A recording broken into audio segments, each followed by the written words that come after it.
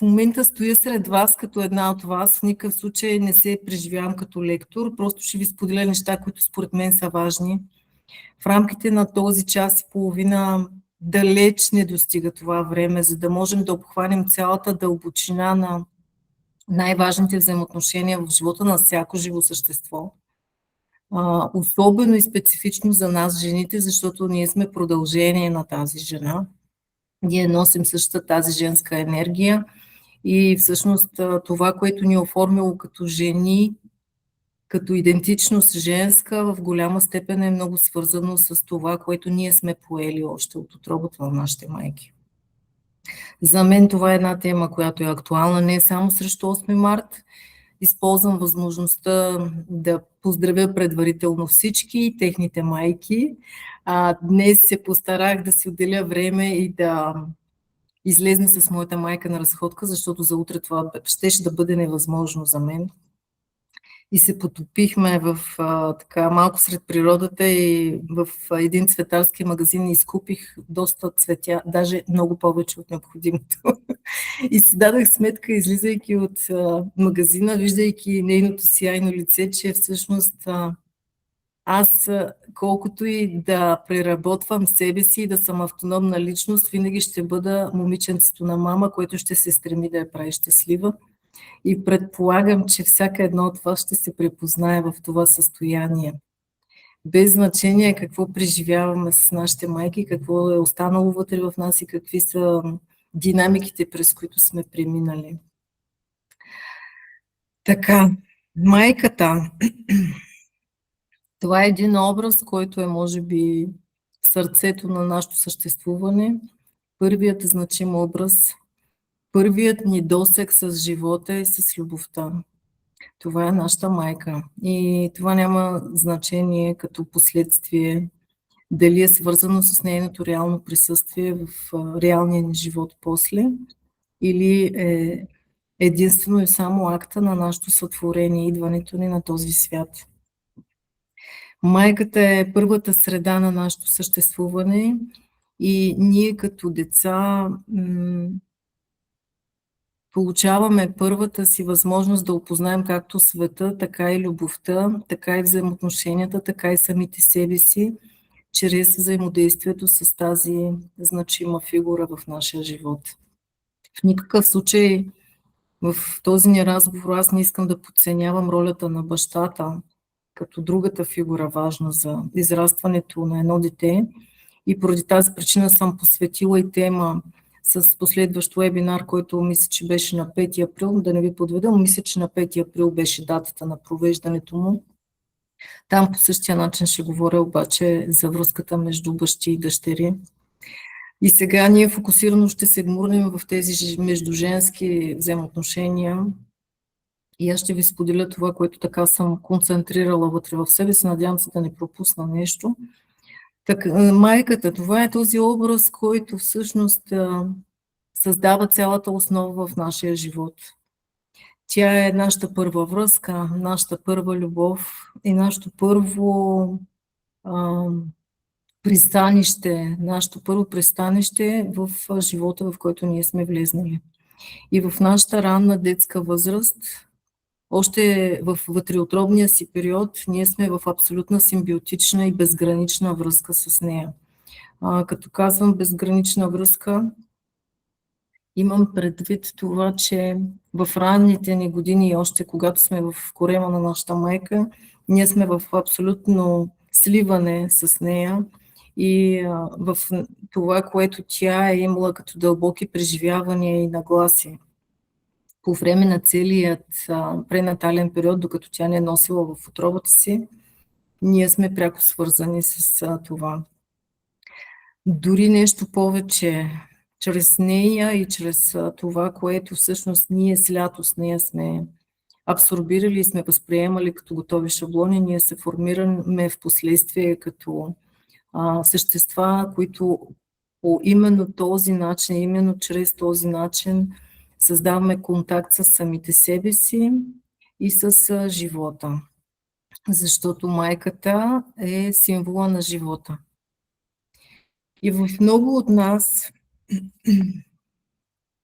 може би се таят определени местенца във вътрешния ни свят, които са недообичани, изпълнени с огорчение или с дефицит на достатъчно внимание, на достатъчно любов, на достатъчно грижа, защото никога не може да има абсолютно реципрочно отношение от родителя към детето по отношение на неговите нужди. И да го кажем с по-прости думи, няма достатъчно долюбено дете. Всяко детенце си крие в себе си нещо, което му тежи от ранните му детски години. По мое усмотрение, това е свързано и с факта, че в детската психика, в детското възприятие на нещата, ние имаме склонността и да хиперболизираме определени преживявания и това е много нормално да е така. Но така или иначе, до ден днешен, въпреки че може би вече сме се формирали като зрели жени, много от нас са вероятно и много отговорни, много реализирани, може би всички ние поели по пътя си, станали сме дори и майки на собствените си деца. Аз лично имам дъщеря и тази седмица имах възможността да разглеждам както връзката с моята майка, така и връзката ми с моята дъщеря, която тепърва влиза в тинейджърска възраст. И самата аз като родител се чувствам уязвима в този епизод от нейният живот, когато на нея и предстои всеки момент да стане и тя жена, да стъпи по пътя на жената с първи женски цикъл и така нататък. И изобщо като цяло, когато говорим за майката, тя е първият образ на живота. И в самото начало на нашето съществуване, още в ембрионален стадий, ние сме в абсолютна симбиотична връзка с нея. Нашата майка е и човека, чрез който ние започваме да се опознаваме себе си. Тя е първото огледало на детето. Тя е начина, по който детето възприема себе си, е обвързано с това как неговата майка го вижда, за това как неговата майка реагира на неговите постъпки, на поведението му, на нуждите му и от това как майката откликва на това дете.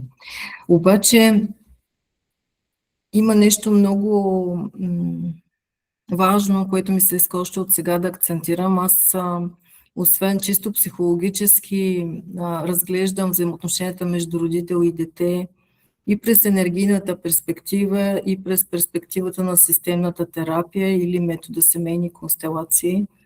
И благодарение на всичко това, което съм успяла да се докосна и да интегрирам в моята работа като психолог и терапевт, съм успяла така да вникна в дълбочина в тези взаимоотношения, които са изключително както красиви, така и малко болезнени понякога, до момента, в който ние не съумеем да заемем здраво място. Даниела, ти ми сподели за това, като започвахме. До момента, в който ние не заемем едно здраво място, което здраво място да ни даде възможност да я видим тази жена като едно човешко същество. Защото ние още в ранната си детска възраст поставяме идеализация върху образа на майката и това е първата и нормална детска проекция. Мама трябва да бъде идеална и да ме обича, да ме чува, да ме вижда, да се грижи за мен, да ме разбира. Но мама също е човешко същество и тя е дъщеря на своята майка. И в общи линии през призмата на семейните констелации много често се вижда, че зад това, което едно момиче е преживяло, аз ще говоря за момичетата повече, защото ние сме се събрали като формат дъщери и майки,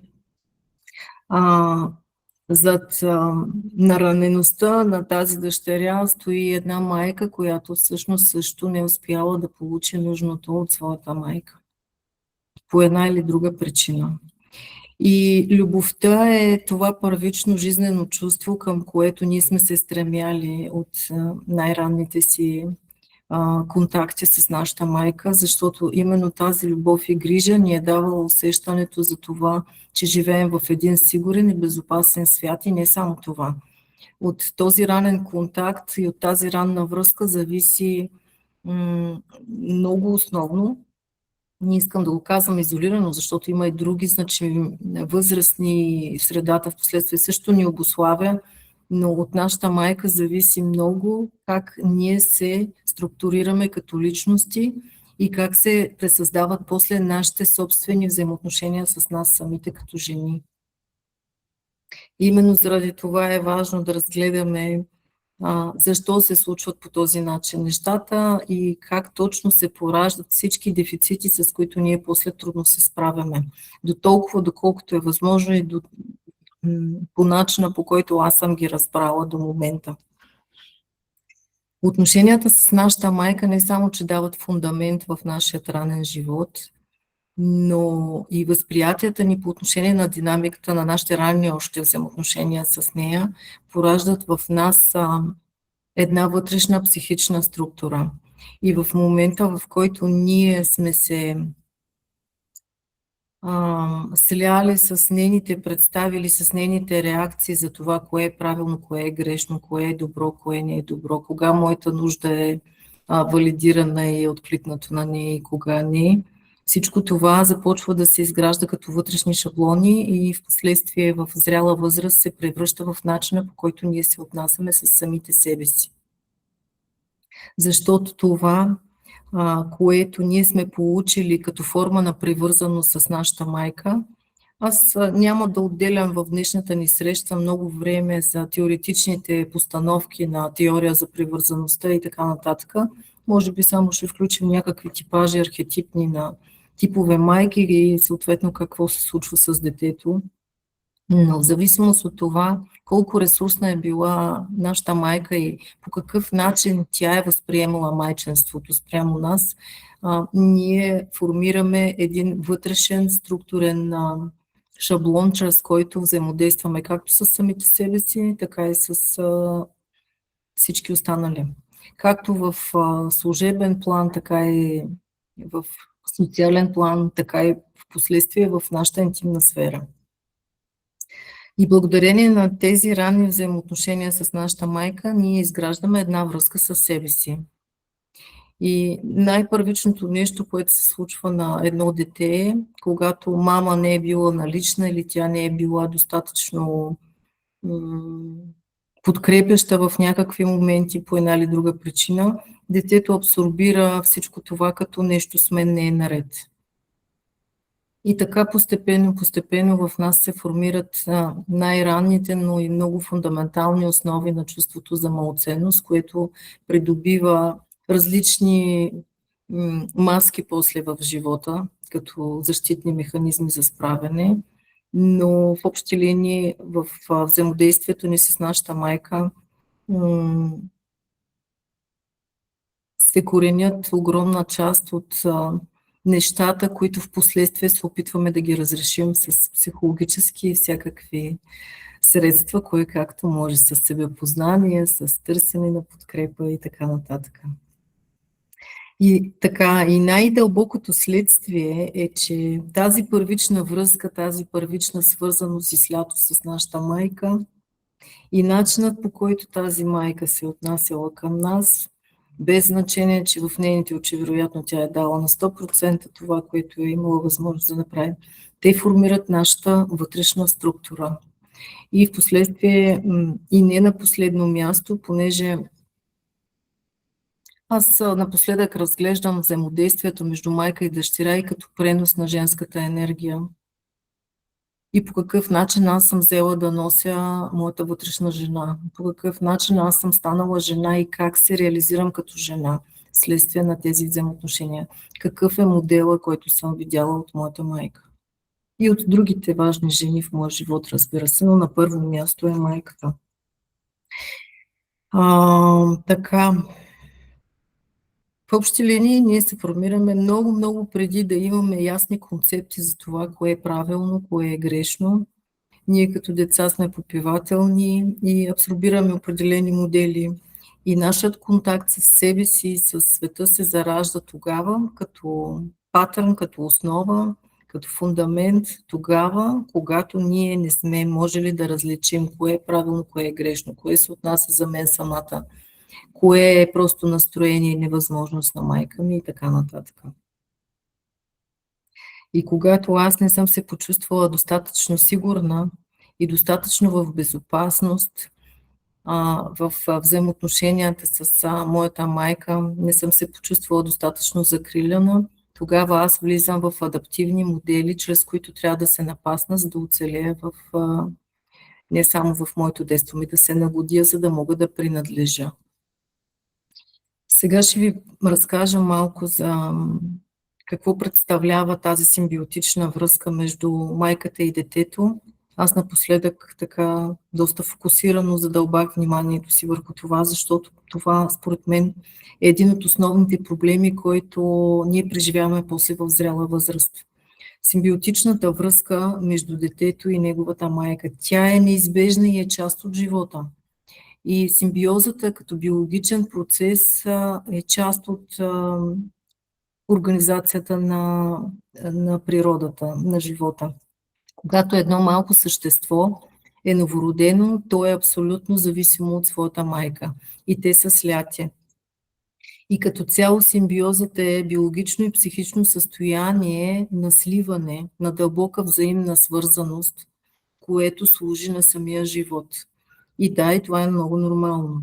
И тогава, когато ние сме малки, ние регулираме нервната си система спрямо това, което се случва с нашата майка. Тогава чрез нея ние преживяваме състоянието на сигурност, страх или тревога и всички съпътстващи емоционални и психични състояния на своя родител. Тогава чрез нея ние почваме да изграждаме и собственото си усещане за това дали е безопасно за нас или не е безопасно за нас. Ще ви разкажа един практичен случай. Предполагам, че всички знаете как всичко се случва в абсолютен резонанс. И аз, откакто съм поставила тази тема за майки и дъщери, познайте какво се случва с всички теми, които разглеждаме в моят офис.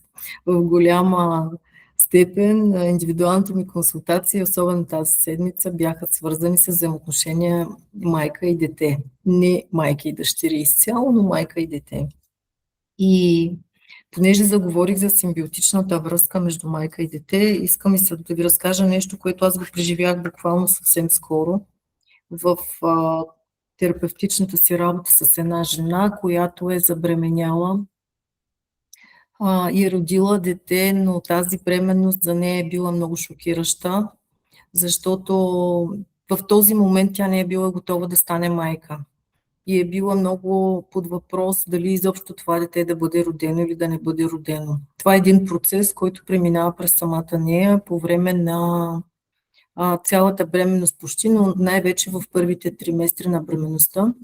И тази жена, тя е била изплашена, преминала е през много вътрешни такива състояния на двуполюсност, дали да задържи детето, какво ще се случи, ако го задържи, ако го махне, нали, с аборт и ако преустанови тази бременност, какво ще се случи. В крайна сметка при нея наделява моралното така дълга и към живота си.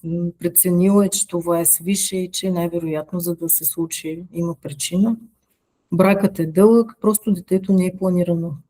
И то е поредно дете. И тя в крайна сметка го ражда, обаче още в момента, в който решава да продължи тази бременност, жената изпада в депресия заради това, че не знае как ще се справи, какво ще се случи с живота, и това е много нормално и човешко да се случва. Обаче това поражда в нея едни вътрешни сценарии, какво ще се случи след това. И действително детето още след раждането си е много тревожно, много плачливо, много изискващо грижа, внимание, и това вече години наред за нея се превръща в един огромен тормоз и тя се лута между любовта към детето си и безсилието като жена и не знаеща какво да прави. Всъщност това, което най-много тормози тази жена, е, че детето хем търси вниманието и хем в същото време я отхвърля в момента, в който тя се доближи към него.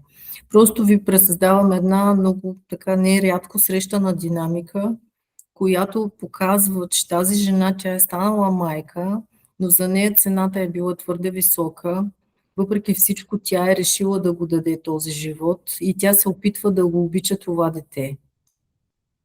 И прави всичко, което е възможно, но към момента връзката не е добра между нея и детето. И всъщност симбиотичната връзка между тези две същества е увредена по простата причина, че и тук не търсим виновни. Аз не го разказвам в този смисъл. Просто искам да така ви пресъздавам една реална история. Просто тази жена няма достатъчно ресурс в момента, за да поеме майчинството и въпреки това го прави. Това рефлектира върху детето и тя дори да си обича детето след това, аз не се и съмнявам, че тя го обича. Просто тази връзка вече е нарушена много преди дори раждането на това същество.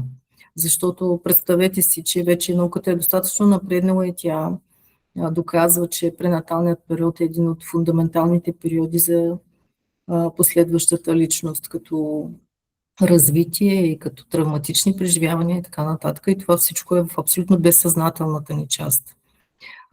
И в този смисъл майката е първата връзка, първата любов и първият ни контакт с живота. И когато аз съм получил живота си по този начин, това е частен случай, разбира се, но много често ние не подозираме през какво са минавали нашите родители или те дори самите, когато са били в утробите на собствените си майки. И всичко това създава едни травматични преживявания, които увреждат близостта и увреждат любовта като цяло. И увреждат точно тези първични преживявания, които трябва да ни дадат спокойствие и сигурност. И така, и всъщност тази симбиотична връзка между родител и дете, тя не винаги протича много гладко. И именно поради тази причина има различни архетипни състояния на жените, които стават майки в определен период от живота си. Една майка може да бъде една майка за едното си дете, може да бъде друга майка за другото си дете. Тоест, има едни динамики, които са подсъзнателни, неосъзнати, които са обвързани с много други обстоятелства и причинно-следствени връзки. И това няма нищо общо с желанието на майката да обича децата си. Просто има неща, които въздействат. И всяка връзка между родител и дете, според мен, е абсолютно индивидуална. И това не слагаме изобщо на кантар любовта на майката, колко е повече и колко е по-малко. Просто някъде има повече синергия, някъде има други причинно-следствени връзки, които задвижват тези взаимоотношения.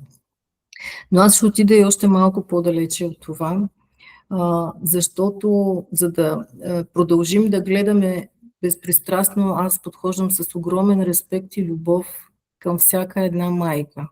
И към вашите майки, и към моята собствена, без значение, че всички сме поели нещо.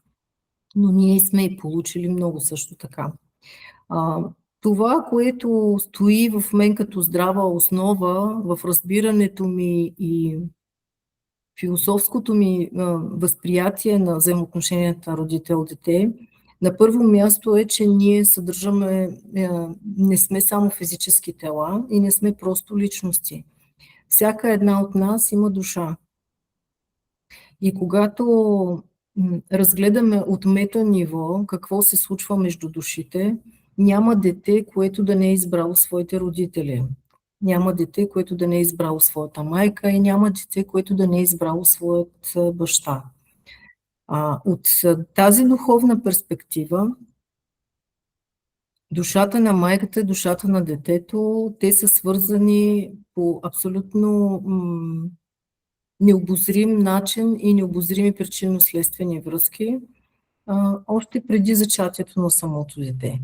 И от тази гледна точка, когато детето е избрало майката, то е избрало и семейната система, в която да се роди като душа.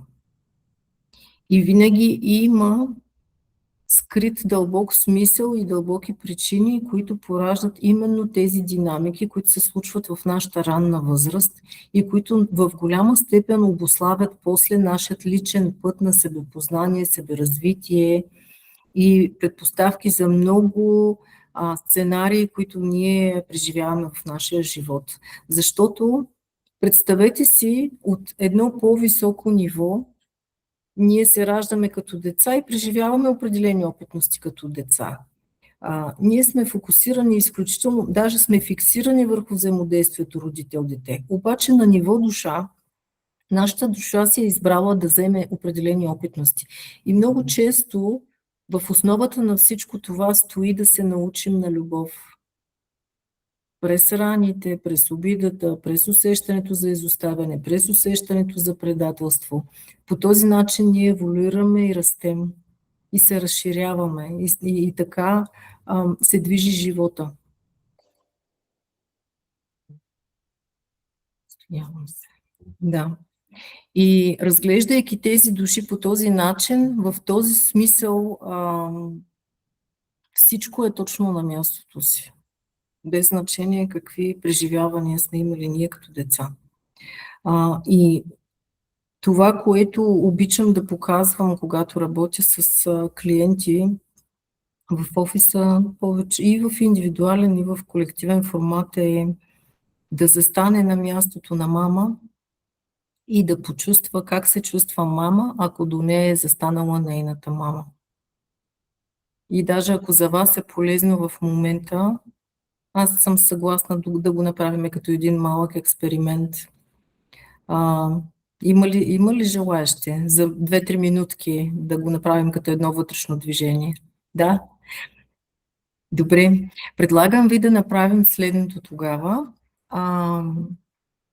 Ако за вас е по-лесно, може да станете и да си ползвате пространството в стаята, в което се намирате. Ако е по-лесно медитативно да го направите, може да използвате вътрешния си свят като разпределение.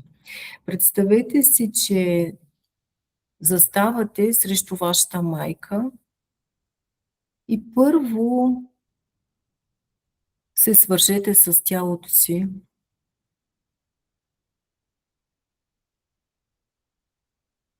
Почувствайте какво се случва с вас, когато погледнете мама в очите.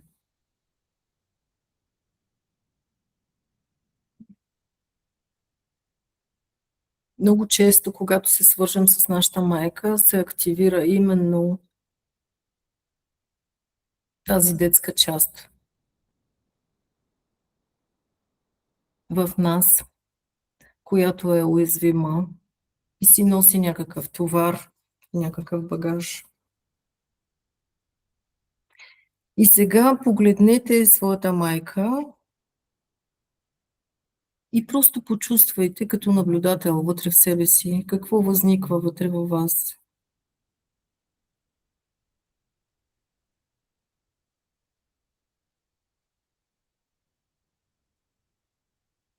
И сега вижте как зад нея всъщност се появява нейната майка, която застава зад нея.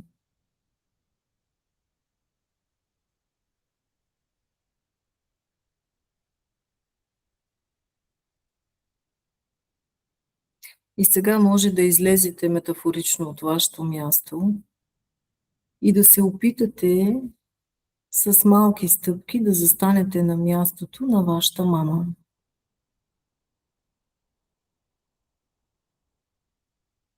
Просто се претворете на вашата мама. Представете си, че вие сте вашата майка.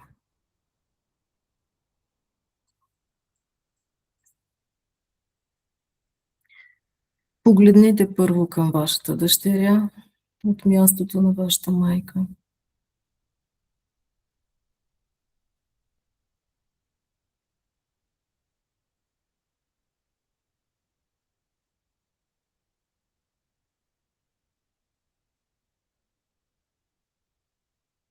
Почувствайте какво се случва в нейното тяло, когато гледа към вас.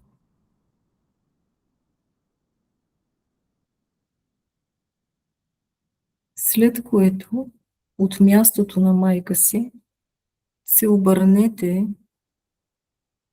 и се свържете с баба си. Тоест, майка ви се свързва с нейната майка.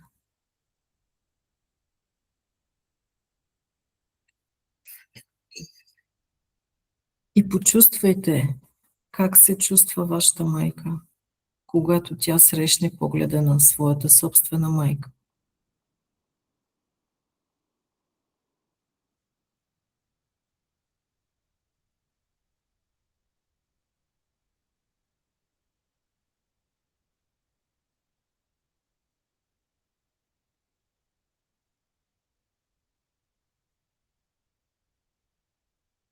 Може да имате телесни реакции,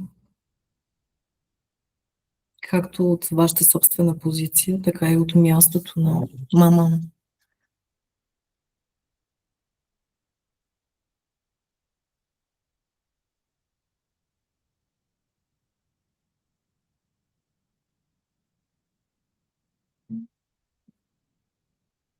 И това е достатъчно. Може постепенно да освободите тези образи от себе си. Предполагам, че сте имали определени преживявания.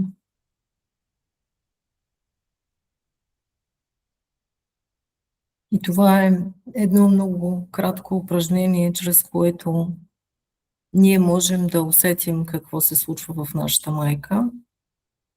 И според мен това упражнение също е деидеализиращо, защото тогава ние можем да усетим и осъзнаем, че тази жена е просто едно живо същество, което има своите чувства, своите собствени травматични преживявания, своите собствени дефицити и така нататък. Беше ли ви полезно това упражнение?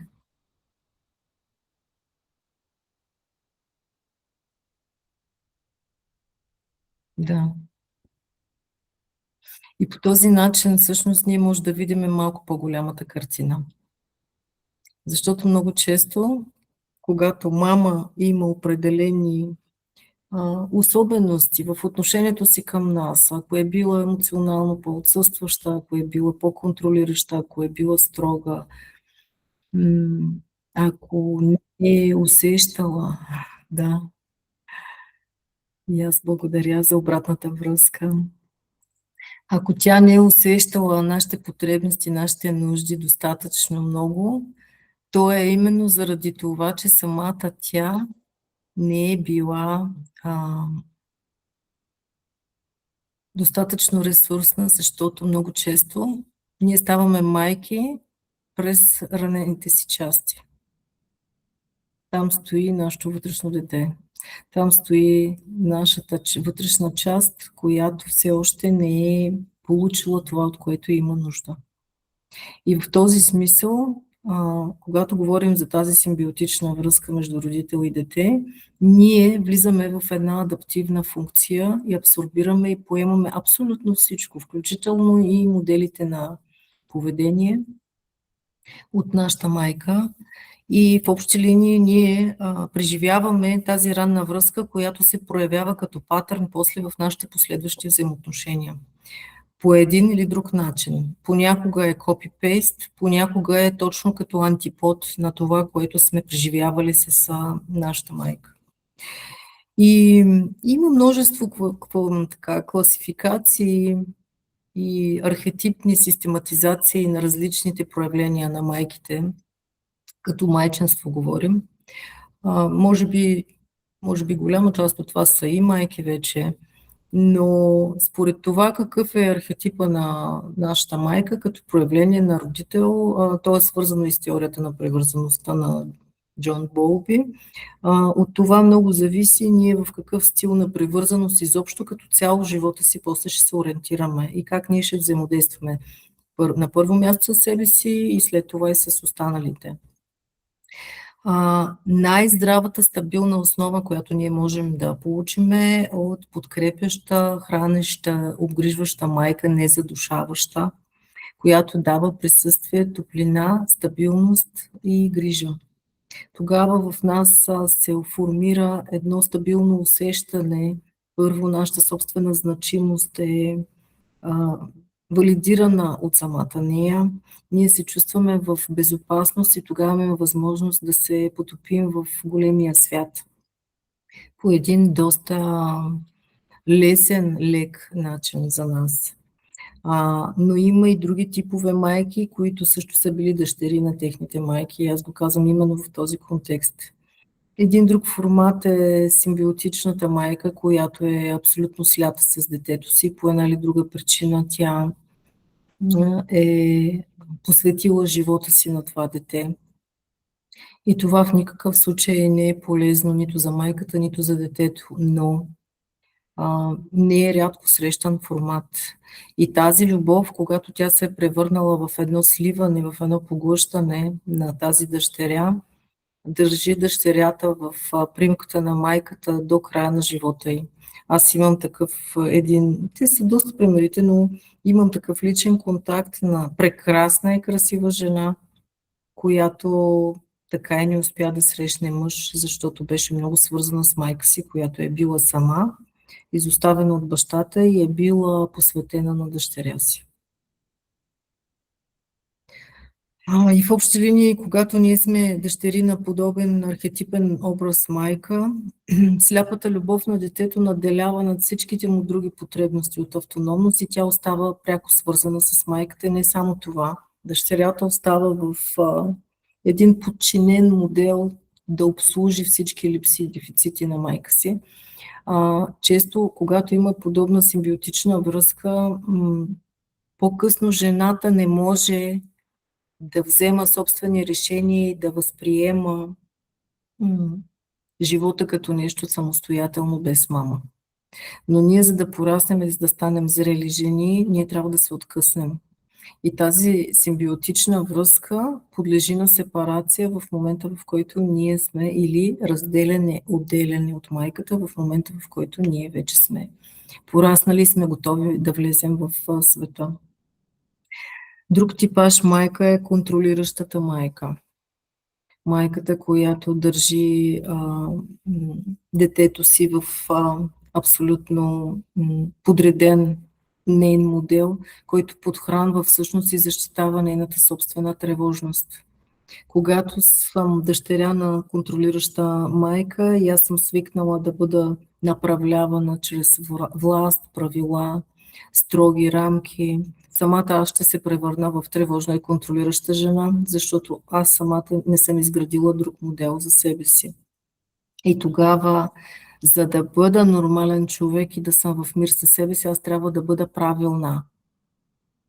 И там се раждат най-големите перфекционисти, които трябва да отговарят на един вътрешен стереотипен модел, на един холограмен шаблон, който вече е поставен доста бетонирано на вътрешно ниво.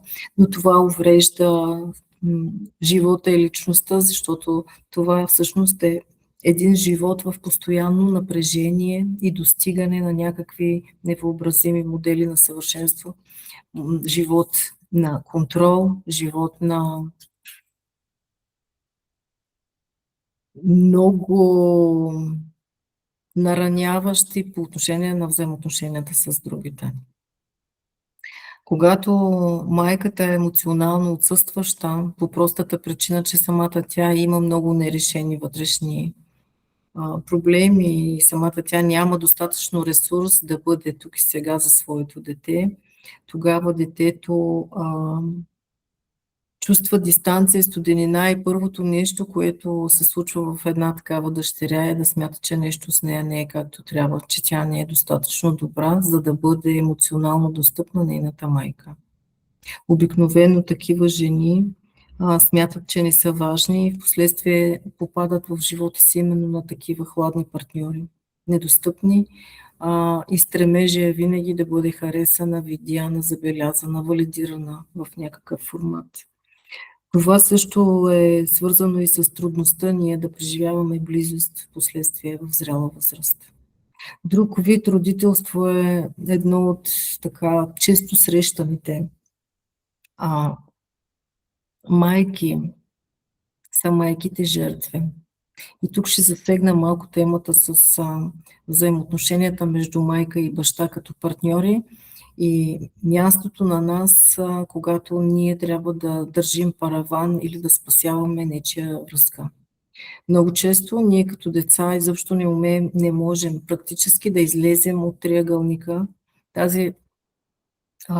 този омагьосан кръг, в който попадаме още в ранните си детски години, за да търсим илюзорна стабилност и сигурност.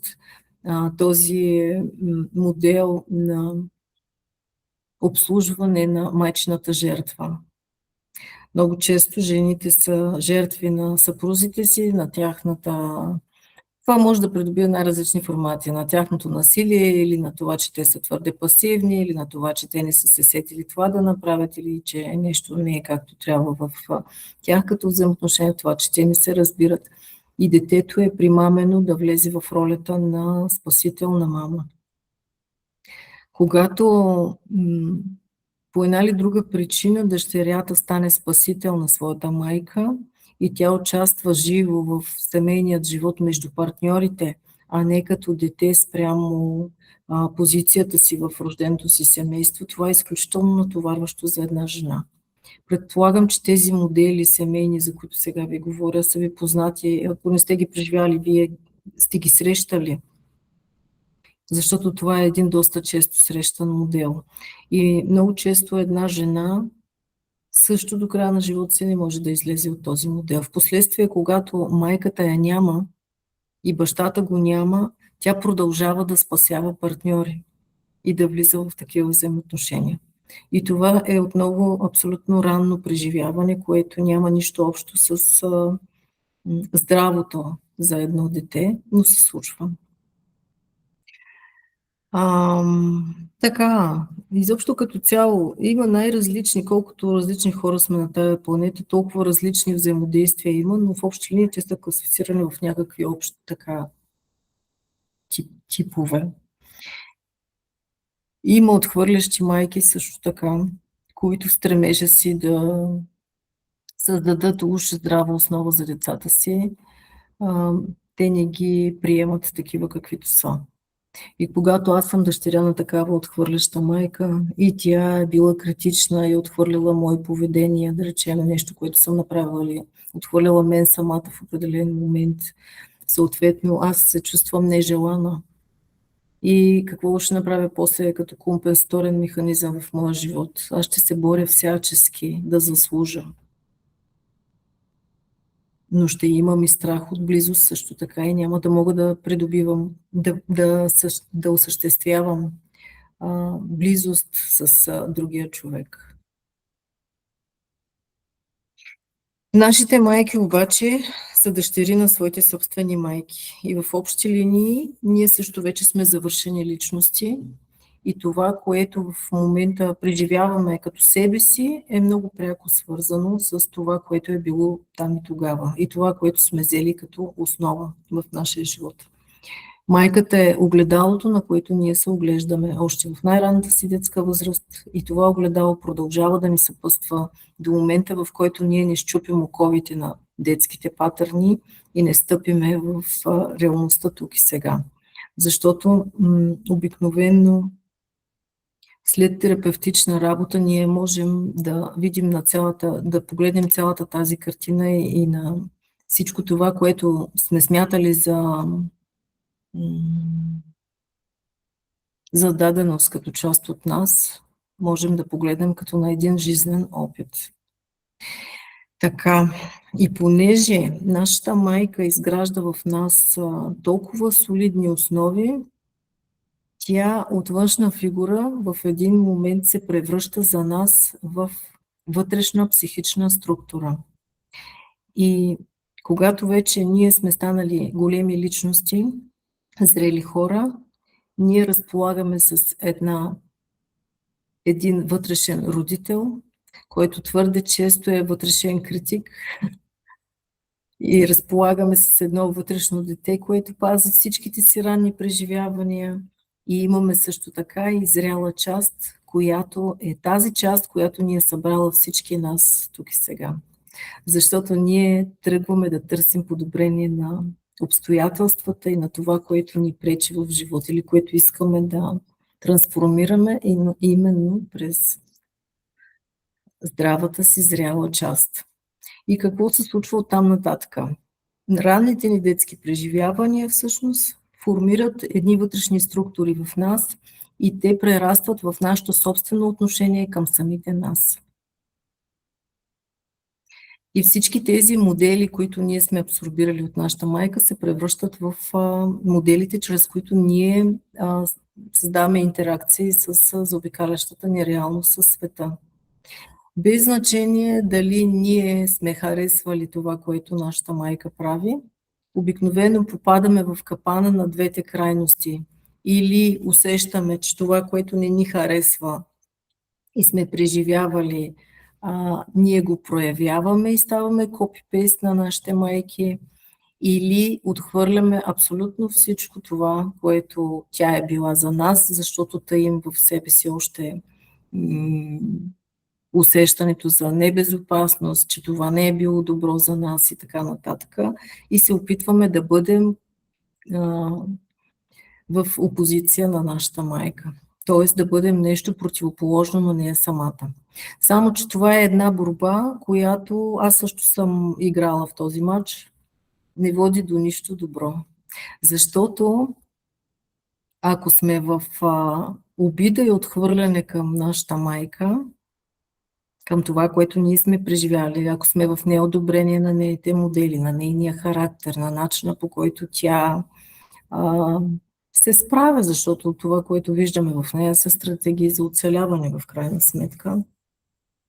Ако ние отхвърлиме в нашата майка определени черти или модела на поведение или нещо, което смятаме, че не е добро за нас и ние ще станем по-добри от нея, обикновено се случва следното нещо. Или срещаме партньора, който е копипейст на нашата майка, или ако в началото той не е бил копипейст, става копипейст след това, или колкото повече се борим с себе си, толкова повече се улавяме себе си, че ние правим поведенчески абсолютно същото, което прави нашата майка.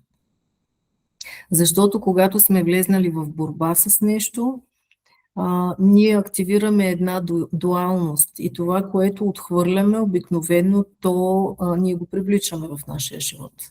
Не знам дали вие имате практически подобни наблюдения, но за мен това е ежедневие. И, например, аз като родител реших, че няма да бъда строга като моята майка, ще отглеждам детето си с емпатия и любов. И в определени моменти се улавях, че всъщност не съм много далеч по отношение на контрола и на разни други неща. На мен ми беше нужно време, за да мога абсолютно осъзнато и адаптивно да променя определени неща в себе си. Така че да съм балансирана и хармонична и част от моят път беше през приемането на това, че тази жена е от плът и кръв, тя си носи своите травматични преживявания, своите трудности, своето време също така. Защото ако ние в момента имаме възможност да сме заедно, да си говорим за темата майки, дъщери, за това как ние да изцелим една малка част от себе си или да направим една добра стъпка за себе си, в поколенията на нашите родители това нещо първо, че не е било изобщо осветено. Второ, то не присъства изобщо като понятиено представление. Какво може да бъде друго. И сега ще ви разкажа първо ще ви разкажа за две неща, които много помагат. Предполагам, че е честно да си кажем, че колкото и да обичаме нашите майки, във всяка една от нас има някаква доза неприемане, конфликт, обида, усещане за предателство или за изоставяне, или за каквото и да било. И това е нормално и човешко да е така, без да обвиняваме никой и без да се чувстваме виновни от това. Два прости инструмента, които аз ще ви споделя, които са много полезни, ако ние сме в осъзнато или неосъзнато, аз смятам, че ако сме честни със себе си, можем да си кажем какво отхвърляме пред себе си, на самите себе си, какво отхвърляме в нашите майки. Какво не ни е харесало, какво ни идва в повече, какво ни тормози, какво ни пречи и т.н. Единият начин е много лесен и той е свързан с това енергийно да свалим тази дуалност на конфликта, на моето неприемане. И той се състои в следното нещо. Може да си приготвите списък, не сега, когато просто си го запомнете, това ви го давам като ценен инструмент, който самата аз съм ползвала. По принцип е много неприятно да чувстваш нещо негативно към своя родител. И това може би е огромен тормоз за едно дете. Аз самата съм се чувствала по подобен начин понякога. Неразбрана, огорчена и така нататък. Но в момента, в който осъзнах, че моите детски нужди няма как да бъдат задоволени по начина, по който аз имам нужда, по простата причина, че аз имам индивидуален вътрешен свят, а тази жена срещу мен, която ме е родила и ми е дала всичко, което може, тя си има неин собствен вътрешен свят. И понякога тези два свята нямат нищо общо. И няма как да бъде обяснено точно какво ти е нужно, за да може то да бъде подсигурено. И така, и всъщност, когато съм почувствала аз, че едно, две, три неща, примерно аз не съм харесвала в моята майка, да речем, че ми вменява чувство за вина, манипулативно, или че се прави на жертва пред мен, или че има склонността да ме нагрубява, или че има склонността да ме критикува, или да ме контролира все още, въпреки че съм голяма жена. Аз казвам, направя си списък примерно на 1, 2, 3, 4 неща. Представям си, че майка ми стои срещу мен и я гледам в очите и казвам, аз виждам в теб твоята манипулативност, да речем. Давам просто абстрактен пример. И съм съгласна, че тази манипулативност се съдържа и в мен. Това е една форма на съгласие, първо, даваща ни свободата и разкачваща ни от този конфликт, в който ние сме фиксирани в собствената си позиция на правота и на нараненост. Защото тази майка се съдържа и вътре в нас. И каквато и да е тя също е продукт на собствената си майка, каквато и да е тя, ние сме 50% мама и 50% тати. И ние няма как да ги отхвърлим нейните 50%. Дори само да върнем лентата назад, заради това, че всъщност живота е доставен, е дошъл при нас чрез нея и тя е източника на всичко, което ни е дадено като първични блага. И така продължаваме и със следващото. Аз виждам в теб твоята тревожност, да речем. И съм съгласна, че тя се съдържа и в мен. И така нататък, и така нататък. Аз виждам в теб твоята враждебност. И съм съгласна, че се съдържа и в мен. Защо правим това? Защото в енергийния свят има нещо такова като проявено и непроявено. На ниво душа, на ниво подсъзнание, което е 90 и няколко процента от нашето съдържание, ние нямаме никакво достояние до това какво се случва всъщност фактологично в нашия вътрешен свят и с какво е свързано това и откъде идва това и т.н. Там е всичко, което е непроявено. Ние през нашата съзнателна част можем да кажем, аз съм това, това и това и това. Но ние сме много повече от това, защото ние носиме и колективният опит и цялата паметова структура на родовата си система. Ние носим паметовата структура на нашата душа, на нашите преживявания. Лично аз не знам, не налагам своите възгледи върху живота на никой, но дълбоко вярвам и смятам, че душата на човека, тя няма само един живот. И ние просто в момента сме в един епизод от живота на душата. И когато аз призная, че това, което в момента отхвърлям и съм враждебна или примерно съм в конфликт с нещо в моята майка, и аз призная, че то се съдържа вътре в мен, аз давам възможността за уравновесяване на подсъзнателно и на вътрешно ниво. И това наистина работи като неутрализация на конфликт. Без да е нужно аз да сядам и да се изяснявам с някой, който първо няма да ме разбере, защото той вече има много солидно изградена ценностна система, мироглед и така нататък. И поведенчески навици. И второ, на мен не ми е работа да обяснявам на майка ми кое е правилно и кое не е. Защото тя е голямата, аз съм малката. И следващия инструмент, който съм ви подготвила да ви го споделя, Той е много сходен и може би бих могла да го нарека като следващата стъпка на това, което ви споделих преди малко. Той се нарича... Извинявай, преди само да продължиш, мога ли да попитам дали този инструмент, който обясни преди малко, може да го използваме освен с майката и с други хора, които имаме конфликти? Абсолютно, да. Аз просто в момента го давам. Супер, благодаря. Шокер да се работи с родителите и с един и друг. С свекървите е много хубаво работи също. Виждам, че има отклик. Да, това е нещо, което наистина работи с всички. Защото когато аз призна, че това се съдържа и в мен, аз се съгласявам, че е допустимо. Т.е. няма да воювам с това нещо. Да, не ми е приятно обаче. Ако ти го проявяваш активно, в мен се съдържа пасивно. Т.е. аз съм го отхвърлил в самия себе си това. Така, и следващия етап или втора част на същото упражнение също може да се нарече това, което ви е било най-тригърно и болезнено по отношение на вашата майка, като отношение към вас самите.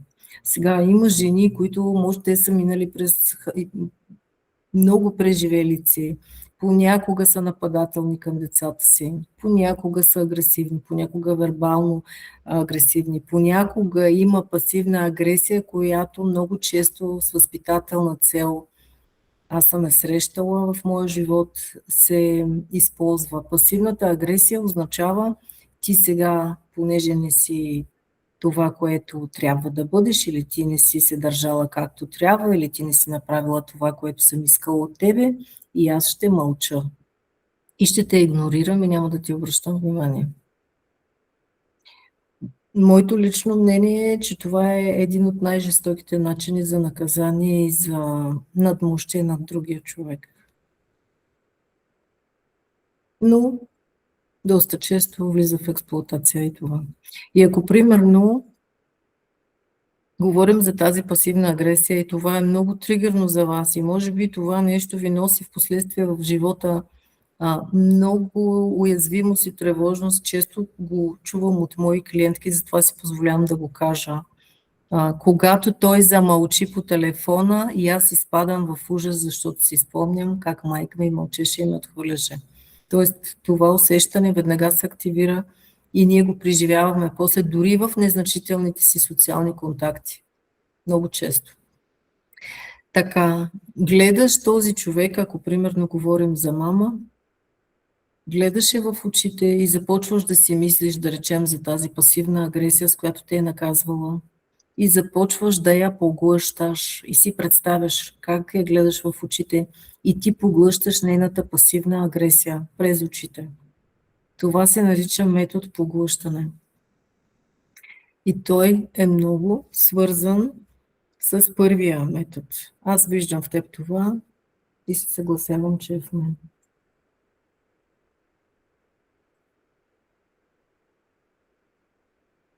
Не разбирам защо да се поглъща. Наистина не го разбирам. Защото на подсъзнателно ниво, ако ти сено измучиш тази пасивна агресия в себе си, ти уравновесяваш една полярност, която създава вакуум и конфликт. Това е терапевтичен психологически начин. Това е инструмент психологически. Ако примерно аз съм в ролята на жертва, а ти си в ролята на насилник, аз ще измуча твоето насилие, за да уравновеся това, което стои между нас. Сиреч, в момента, в който... То е много метафорично всичко това, което ви казвам. Но действа на ниво подсъзнание и преструктурира на вътрешно ниво. Така, че да излезеш от крайната позиция на жертва. Давам абсолютно условен пример в момента. Така по-разбираемо ли е? До някъде, може би, първото ми усещане беше един вид да не ме отрови, примерно тази агресия. А другото един, може би, после все едно вземам тази сила и я вземам в мен и я обесилвам в другия. Такова, не знам дали е така. Но има сходство с това, което вие казвате. Просто в момента, в който, примерно, единия е с надмощието, а другия се чувства жертва на това надмощие. Когато аз започна да го измуквам към себе си, и аз започвам да уравновесявам. Тоест, минимизирам тази полярност, която поддържа този конфликт. Да, разбирам Особено като баланс. когато става въпрос за моята майка. Защото аз ви казах, че е много съществен принципът, че има проявено, има и непроявено. Ние сме в живот. Ние живеем в един свят на дуалности. Но в нашия вътрешен свят се съдържа всичко. И когато ние се срещнем с сянката на нашата майка, в случая, защото сенките на нашите майки са техните проявления, когато те са негативни към нас, или когато са проявили агресия, или когато са проявили критика, или осъдителност, или са се поставили в ролята на жертви и ние сме виновни за всичко.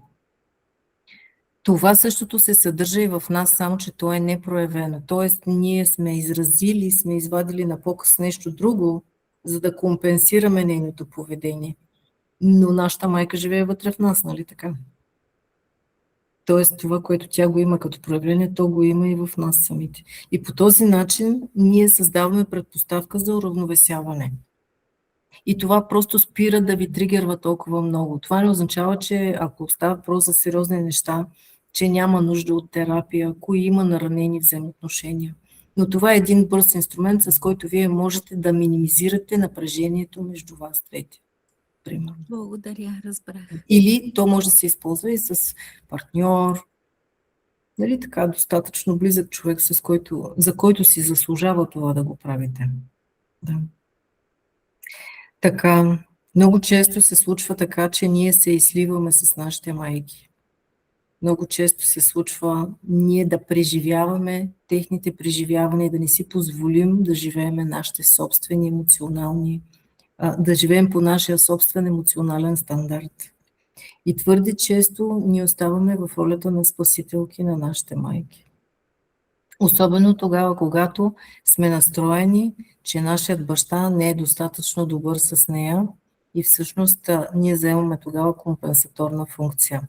Това ни орязва по две направления. Първо, ние доброволно отдаваме ресурса си на тази майка, която реално няма нужда от този ресурс.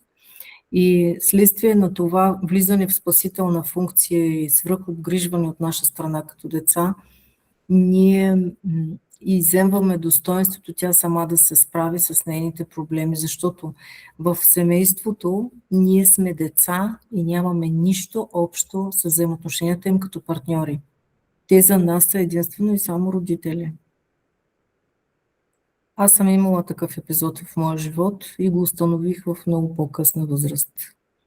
И когато аз застана там, и аз нямам никаква възможност да потегля към моя собствен живот, много често в личния ми сценарий после се проявява същия модел, но аз там не съм ресурсна изобщо да продължа тази нова връзка, моята си връзка.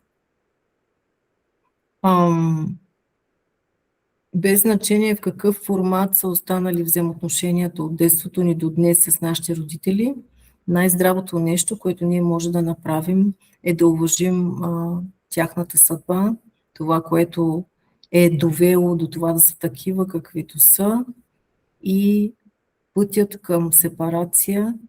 Сепарация е разделяне и отделяне от майката, е единственият здрав път, чрез който ние можем като жени да се оздравим на вътрешно ниво и да разполагаме с нашия жизнен ресурс на 100%, за да реализираме нашият собствен живот. И какво означава това? Ще върна малко лентата назад, защото искаше ми се да ви кажа, според Берт Хелингер, две са основните причини за проблемите на всеки човек. Берт Хелингер, за който не знае, това е основателят на метода семейни констелации. Той разглежда човешкото благосъстояние през призмата на трансгенерационното, на голямото. Първата и много основна причина за проблемите в човешкия живот, според Хелингер, е прекъснатото, така нареченото прекъснато движение към майката. Това прекъснато движение към майката е това, което ви разказах допреди малко, свързано с симбиотичната връзка с майката, с определените травматични проблеми, които се случват между майка и дете. Прекъснатото движение от детето към майката е всъщност момента, в който ти вече си била в състояние за теб да не е безопасно да си близо до твоята майка. Това е момента, в който мама не ти е дала нужната сигурност. Там вече има преживяване на детски травматични чувства, емоции. И това така наречено прекъснато движение към майката може да се случи по ред всевъзможни причини и то може да се случи още в момента на раждане на детето. Помислете си, например, има ситуации, в които детето трябва да остане в кувьоз.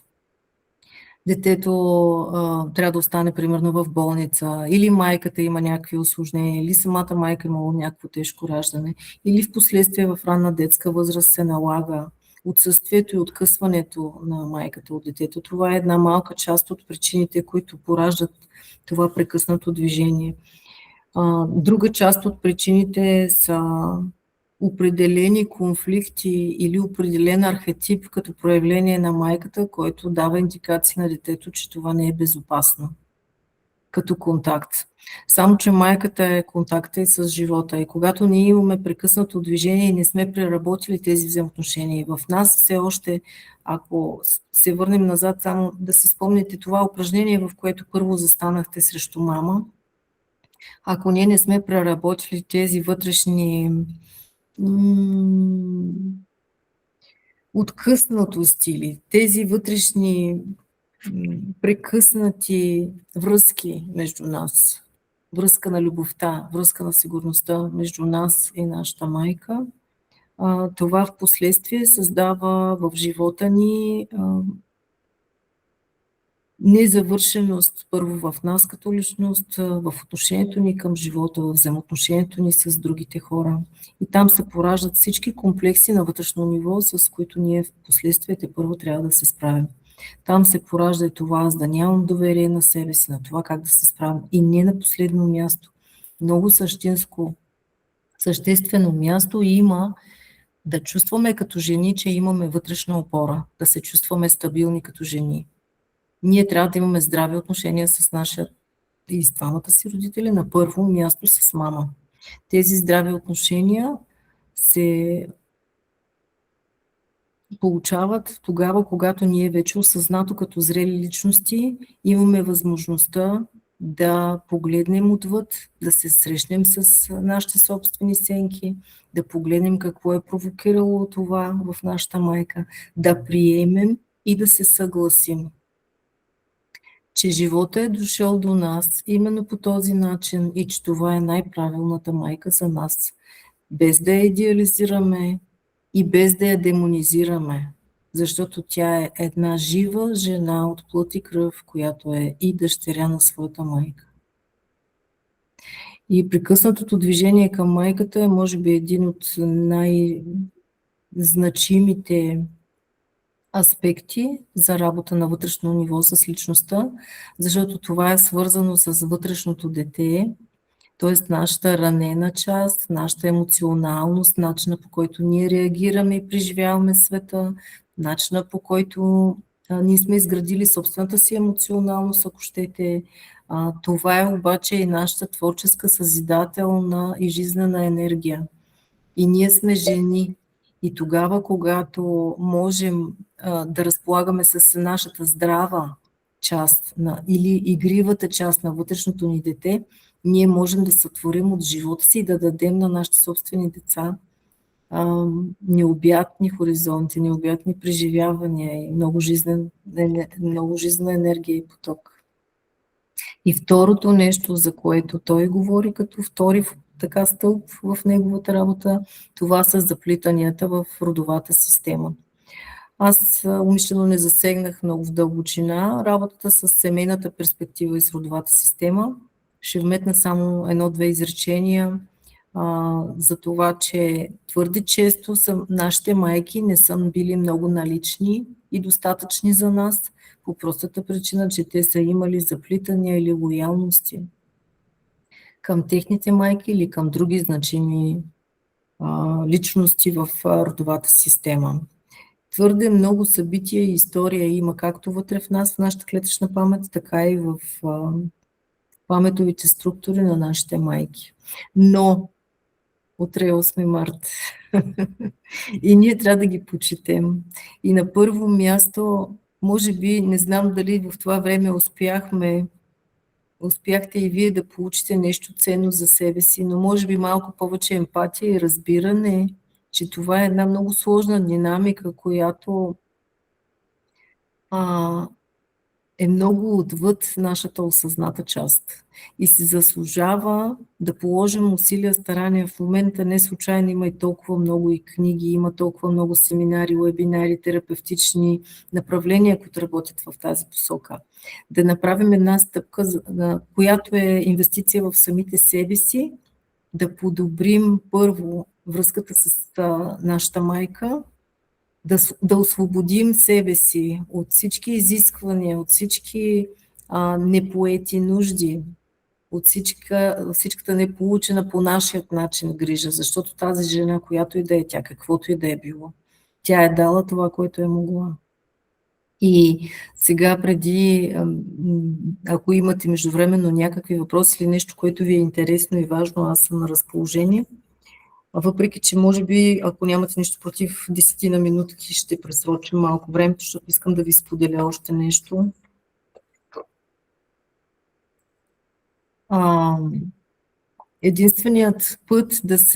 Единственият начин да стигнем от симбиотичност, от лоялност, от претенции, от откъснатост на емоционално ниво и да заздравим взаимоотношенията с нашата майка, това няма нищо общо с това да я спасяваме или да коригираме нея. Тя е перфектна такава каквато е, с нейните несъвършенства. Единственото, което се иска от нас да направим като вече пораснали жени, да я видим такава каквато е, да се съгласим с нея, че тя е такава. Благодаря. Да. Да се съгласим с това, че тя е такава каквато е. Точно най-правилната и най-съвършената майка за нас. Точно такава, с нейните си кривини, с нейните невъзможности, може би с нейната контролираща природа, може би с нейната тревожност. И нейната душа е приела да поеме нашата душа и да се погрижи тя да влезе в този живот. Аз така гледам на майката. Точно с нейните си особености, с нейните невъзможности да е била по-присъстваща за нас или каквото и да е. Защото това е полезно не само за нас да заздравим тези взаимоотношения. Няма никакво значение дали тя е сред живите или не е. Няма никакво значение на фактическо ниво дали ще се изясним с нея или не. Ние сме на първо място дъщери, но на второ място и жени, и личности, и майки.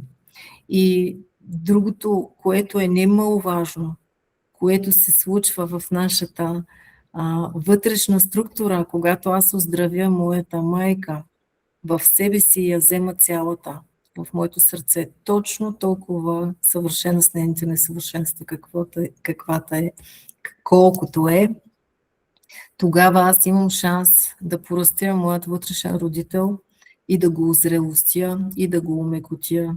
Защото на нашата вътрешна сценична площадка се разиграва всичко това, което ние сме отхвърлили, в което сме се сляли, в което сме влезнали в неправомерна функция като деца.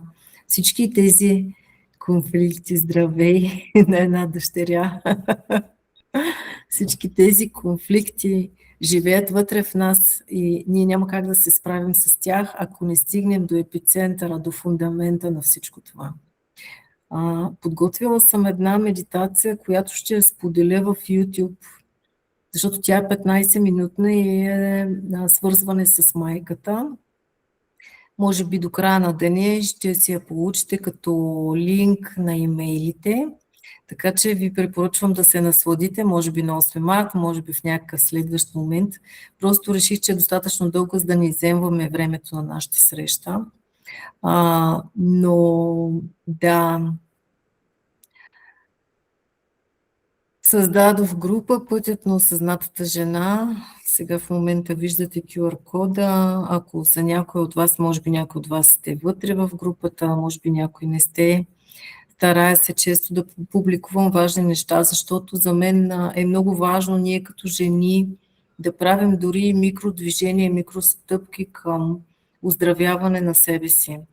Това, което обсъдихме днес, то не е никак много, но за мен е доста важно. И може би една страница от голямата книга "Живот", нещо важно, което смятам, че е добре всяка една от нас да положи основите и да се постарае да пооздрави малко в себе си. Не на последно място и заради това, че всъщност ние наистина сме 50% мама. И ако тази жена по една или друга причина не е била до днес достойна да присъства на 100% в нашето сърце, аз ви подканвам да отворите повече пространство, въпреки всичко и отвъд това, което се е случвало там и тогава.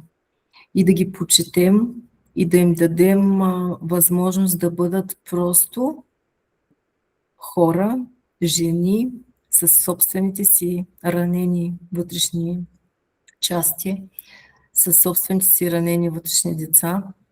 Много често те ни отглеждат през своите вътрешни деца, а не през реалната си част, защото не знаят друг начин.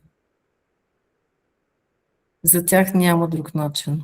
Но това, което можем ние да направим за себе си, чрез приемане, съгласие, валидиране на тази майка, точно такава каквато е, приемане на нейният живот, на съдбата и на всичките ѝ стратегии за справяне като нейните. Това не означава, че ние трябва да ги приемем за себе си като наши, но приемането, че това е нейният начин и това е така, на нас ни дава една стъпка към умиротворяването. И колкото сме по-близо до нея, на емоционално ниво говоря и на психично ниво, в приемане и съгласие, толкова повече живота отваря към нас всички възможни шлюзове с ресурси. Защото Хелингер е казал, че и това според мен е много, много вярно. Майката е успеха, майката е парите, майката е живота, майката е изобилието. Когато имам здрава връзка с майка си на вътрешно ниво и аз съм в съгласие с този живот на тази цена, на която е струвал на майка ми, на тази цена, на която ми струва на мен, тогава аз имам възможността да приема целият този жизнен поток и просто да се движа в потока на живота. И част от сепарацията, част от това да стана автономна жена е свързана с това да преминат през всички тези наранени аспекти и да се науча аз да се грижа за тях. През приемането на моят родител, такъв какъвто живота го е създал него. И така, в общи линии, аз гледам на себе си като на дъщеря на богиня. Как ви звучи на вас това? Нашите майки са богини, защото представете си какъв живот са живяли те. Вероятно, във всяка съдба има някакви трудности, има някакви лишения, има някакви условия, но въпреки всичко, те са успяли да ни дадат всичко, което ни е необходимо, за да сме тук и сега заедно. И аз виждам и по снимките, въпреки че на камера не видях много жени, че всички сте повече от прекрасни. Някой от вас ви познавам лично. Повече от прекрасни жени. Как да не сме дъщери на богини? Как ви звучи всичко това, което успяхме така да обменим до сега? Не знам доколко е било дълбино за вас. Признавам си, че според мен ретрограден Меркурий малко мъти водата. Може би позабравих това, което беше важно. Не знам. Искате ли да споделите нещо с мен или така, да чуя Аз някакво... мога да Да, споделя накратко, не мога да включа камерата, не зная защо, просто не може. добре, Но нищо. това, тази среща онлайн за мен беше много по-полезна, отколкото съм се надявала. Вау, Наистина. много благодаря. И Да. даже аз днес видях линка за регистрация, пратих на една-две познати и сега просто в момента на случването съжалявам, че не пратих на повече, че не се сетих. Другия път. Да. 5 април ще бъде за бащите темата доста интересна и много неглижирана според мен. О, да. Много С интерес неглижирана. ще се включа. Благодаря, наистина много и въздействащо и полезно едновременно ми е. И да, дори само като открехване на завесите, според мен е добре да се... Някак си, дори ако щете като жени, чисто символно да се потопим в утрешния ден. Аз харесвам 8 март, но да ви призная, не съм фиксирана лудо в този празник. Ние като деца в моето поколение много чинно се подчинявахме на всички картички, там неща трябваше да се правят по такива цветя, пък такива униформи, пък такива песни, стихотворения. Не, че не е било приятно за мен, но някакси много ми се формализира този празник и като че ли много не мога да му усетя любовта на този празник. Но все пак, като жени е добре да го почетем. Щом го има, значи той е нужен. Но за мен е важно да погледнем на нашите майки като на специални жени по един по-различен начин, по един по-здрав начин, защото това ще ни направи и самите нас като себеоценка по-специални, все пак ние ги носим в себе си, ние сме наследници и като едни специални наследници на тези богини ще имаме да дадем много повече на тези след нас.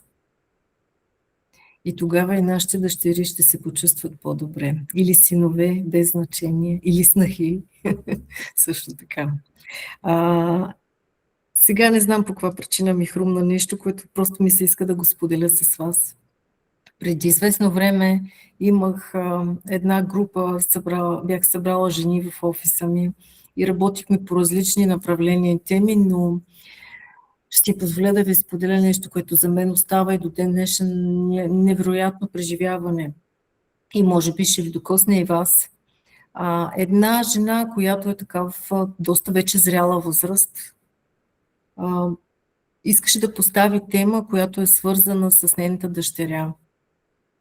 И заявката на жената беше, че тя има усещането, че колкото и да обича детето си, тя няма какво да му даде емоционално.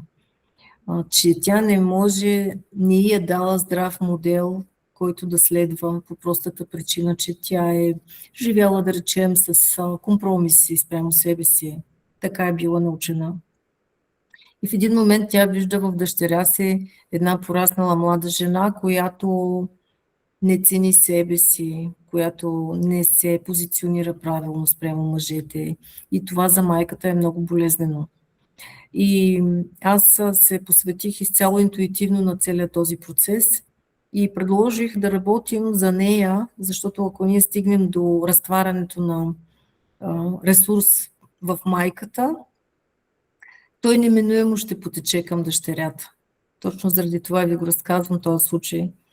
И чисто пак интуитивно ми подсказа нещо, че ми се иска да направя женски кръг, в който да наредя 7 поколения жени. Искам да ви споделя, че и друг път съм правила женски кръгове. Това беше най-невероятното и незабравимо преживяване за всички присъстващи жени. Там се оказа, че много поколения назад любовта е блокирана и изобщо не присъства като чувство от майка към дъщеря. И на мястото на любовта присъстваше оцеляването и контрола. Защото представете си много поколения назад, когато е трябвало жените да се грижат за всичко и тогава децата са били много повече и изхранването е било доста по-оскъдно. изобщо правилата на живота са били доста по-различни от това, с което ние в момента боравим и имаме като ресурс, като възможности. И най-правилното нещо за тези всички жени беше просто да се грижат за физическото изхранване на децата, за това да са нахранени, да са сити, да са наспани, облечени. И когато започнахме терапевтично да разплитаме любовта през всичките тези 7 поколения, от най-старото поколение към сегашното, което всъщност вече беше клиентката ми последната, се случи нещо почти сюрреалистично, беше направо магично. Цялата атмосферата в помещението, където работихме, се нажежи и стана уникална вибрация се случи. Просто всички жени вибрираха в любов и се случи ефекта на доминото. Първата жена, най-възрастната, се свърза с любовта. Тя даде любов на своята дъщеря. Тя се обърна и видя за първи път нейната дъщеря. Тя даде любов. И така си представете, жена след жена, жена след жена. И всичко това достигна до моята клиентка, която абсолютно преживя освобождаване на телесно ниво на много, много травматизирана енергия, свързана с дефицита на любов. Искам да ви кажа, че и в момента настръхвам, спомняйки си това преживяване, съм изключително щастлива и благодарна, че аз като терапевт го преживях. Той до ден днешен живее вътре в мен. Вие не можете да си представите какво означава, когато едно поле се изпълни с любов, която е от майка към дъщеря, от майка към дъщеря, от майка към дъщеря. И цялото това нещо поколения наред зареди и тръгне като една огромна река, си представете, и стигне до реципиента, до тази жена. Тя после така ми написа неща, които са се случвали, аз ще ги запазя в тайна, защото това просто ви го разказвам като терапевтичен случай, но това е истината и това е реалността в живота. Там, където има недоизживяно, недодадено, недопочувствано от детето, там има неща, които много, много по-назад са блокирали тази река.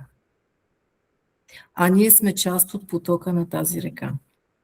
Само че различното за нас, и с това ще приключа, и може би ако имате така желание да обсъдим нещо, аз ще ви споделя и за предстоящи събития.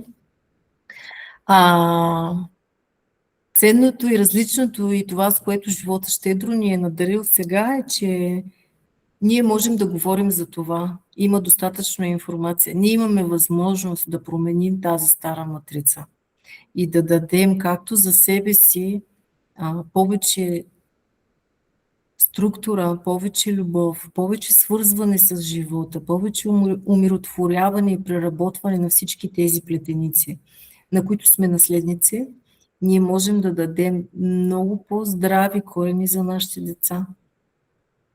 С уважение и респект към всички преди нас и най-вече към нашите майки. С това ще приключа от моя страна темата с майки и дъщери. Искрено се надявам да е било ценно общението с вас и за вас, да ви е било полезно. Междувременно, април месец съм подготвила, има още 2 или 3 места, не съм сигурна. Един прекрасен терапевтичен ретрит, в който се събираме само в женски формат, в Сандански, в Вила Синтика.